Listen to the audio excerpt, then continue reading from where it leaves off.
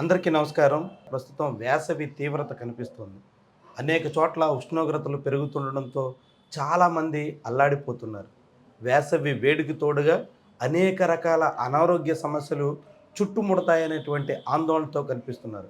అలాంటి వాళ్ళంతా పలు జాగ్రత్తలు పాటించాలని ఇప్పటికే విపత్తుల నిర్వహణ శాఖ హెచ్చరిక చేస్తుంది.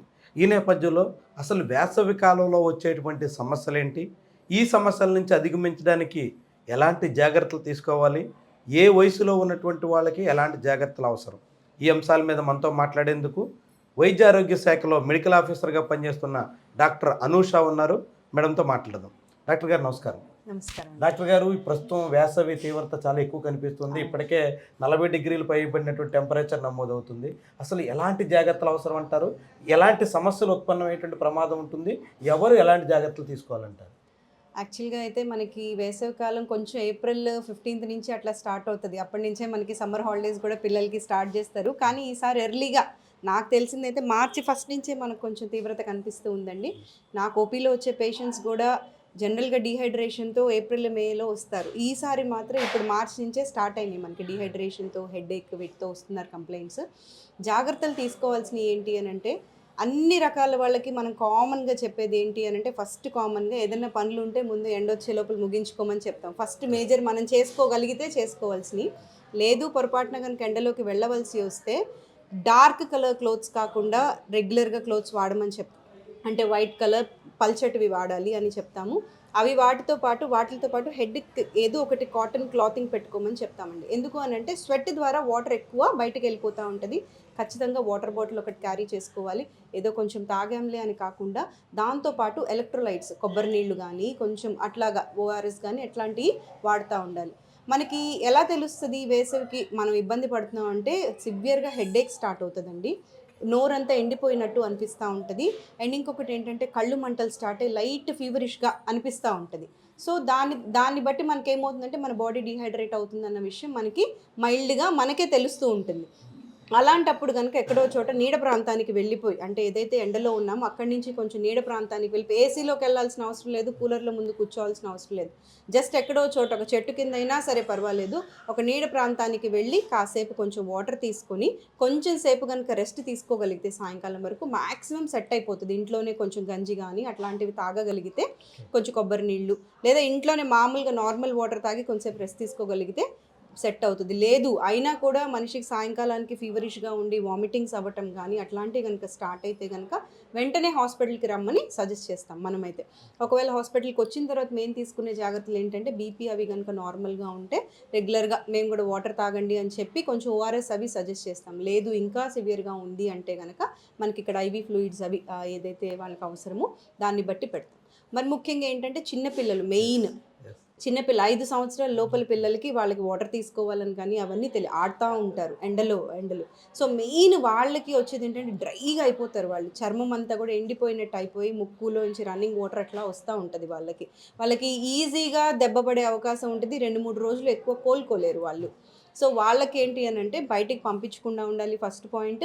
ఒకవేళ తీసుకెళ్లాల్సి వస్తే పల్చటి బట్టలు వాళ్ళకి కూడా మెయిన్ జాగ్రత్తలు తీసుకోవాలి.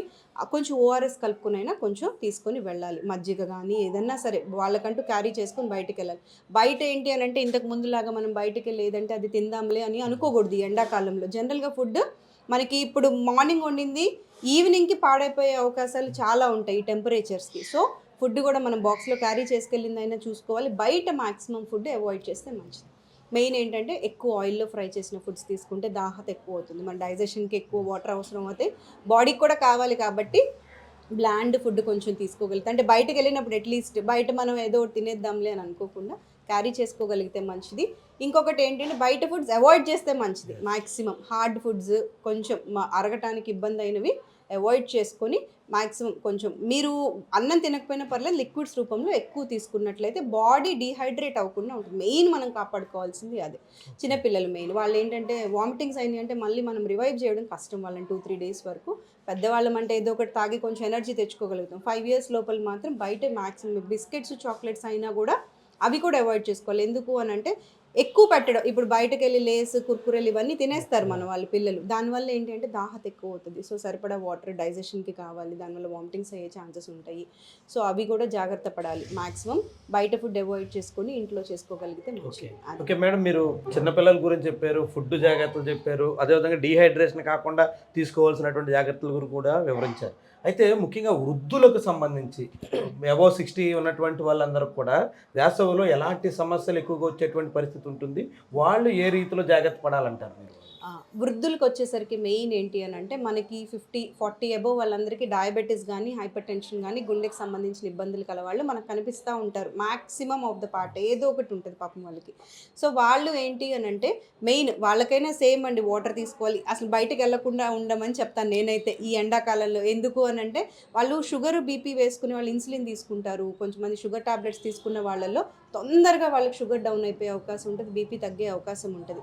సో, దానివల్ల ఏంటంటే వాళ్ళకి తెలియకుండానే పడిపోతారు ఎక్కడో చోట. లాస్ ఆఫ్ కాన్షియస్‌నెస్ వచ్చేసి. ఆ టైంలో గనుక పక్కన ఏ వ్యక్తి లేకపోతే గనుక వాళ్ళు మళ్ళీ ఇబ్బంది అయ్యే అవకాశం ఉంటది. సమస్య ఉంటది. మళ్ళీ అది హాస్పిటల్ అడ్మిషన్ ఇట్లాంటియన్నీ ఉంటాయి.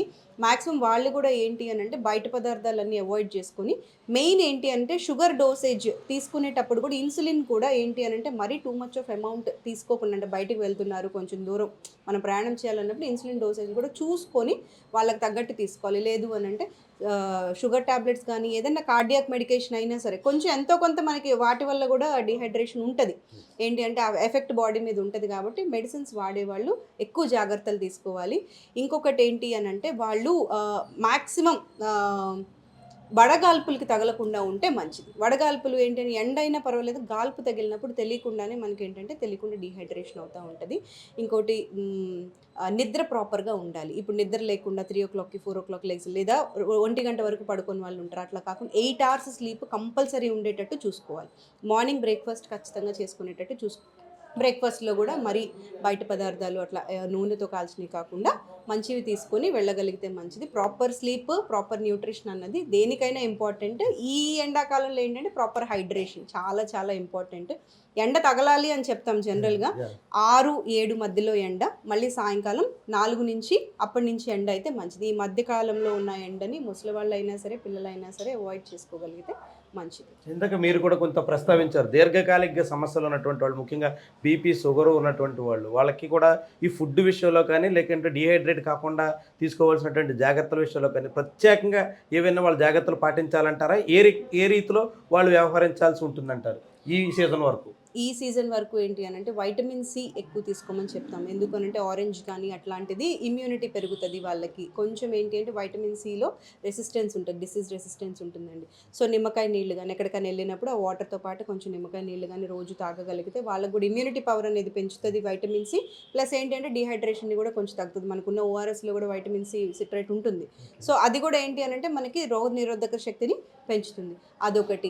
మెయిన్ ఇంకొకటి ఏంటంటే సాల్ట్ కొంచెం బీపీలు ఉన్న వాళ్ళని తీసుకోమని నేను చెప్పను గానీ, మజ్జిగలో గానీ ఏదన్నా కొంచెం ఉప్పేసుకోగలిగితే ఏంటి అనంటే ఇప్పుడు మనకి చెమట రూపంలో ఏంటంటే సాల్ట్ కూడా ఎళ్తా ఉంటది. ఒక వాటర్ అనే అనుకుంటాం మనం. కానీ సాల్ట్‌తో పాటు ఎలక్ట్రోలైట్స్ కూడా మనం లూజ్ అవుతా ఉంటాం. దానివల్లే మన బాడీ వీక్ అయిపోయి ఏంటి అంటే హెడేక్ రావడం మొదలవుతది. సో, దాంతో పాటు కొంచెం ఉప్పు, కొంచెం పంచదార అలాంటివి కొంచెం యూజ్ చేసుకోగలిగితే మంచిది. అంటే ఇలాంటి మనకి డీహైడ్రేట్ అవుతున్నాము అని అనుకున్నప్పుడు అట్లాంటి మనం ఓఆర్ఎస్‌కే ఎళ్ళాల్సిన అవసరం లేదు. బయట నుంచి రాగానే కూడా కొంచెం నిమ్మకాయ గనక కొంచెం అట్లాంటి కొంచెం చిటికెడు ఉప్పు, కొంచెం పంచదార యేసుకొని తాగగలిగితే కొంచెం రిఫ్రెషింగ్‌గాను ఉంటది. ఇంకా ఫ్రూట్ జ్యూసులు కంటే కూడా ఫ్రూట్స్ తినమని సజెస్ట్ చేస్తాను. ఎందుకనంటే ఫైబర్ ఎక్కువ ఉంటుంది. సో, ఫ్రూట్ జ్యూసెస్ బయటకెళ్ళిపోయి ఫ్రూట్ జ్యూసెస్ తాగటం కంటే కూడా ఫ్రూట్స్ కంపల్సరీ రోజుకి ఒక్క ఫ్రూట్ అయినా సరే, అది వాటర్ మిలన్ కానీ, మస్క్ మిలన్, కర్బూజా పండు గానీ అట్లాంటివి తింటే ఏంటంటే కుకుంబర్ ఒకటి, అది దోసకాయ, కీర దోసకాయ వాటిలో నీటి శాతం ఎక్కువ ఉంటది. అట్లాంటి ఫ్రూట్స్ గనుక తీసుకోగలిగితే మజ్జిగ ఒకటి బాగా యూజ్ చేయాలి. కొబ్బరి నీళ్ళు బాగా యూజ్ చేయాలి. ఇట్లాంటివి యూజ్ చేయాలి. బట్టలు మాత్రం ప్రత్యేకంగా చెప్తున్నాను. మాక్సిమమ్ చాలా అంటే వైట్ కలర్ లెనిన్ క్లాత్ లాంటివి గానీ పల్చటి బట్టలు వేసుకొని ఏదైతే అబ్జార్బ్ చేస్తారో అది ఆ జాగ్రత్తలైతే తీసుకోవాలి. Thank you madam, thank you.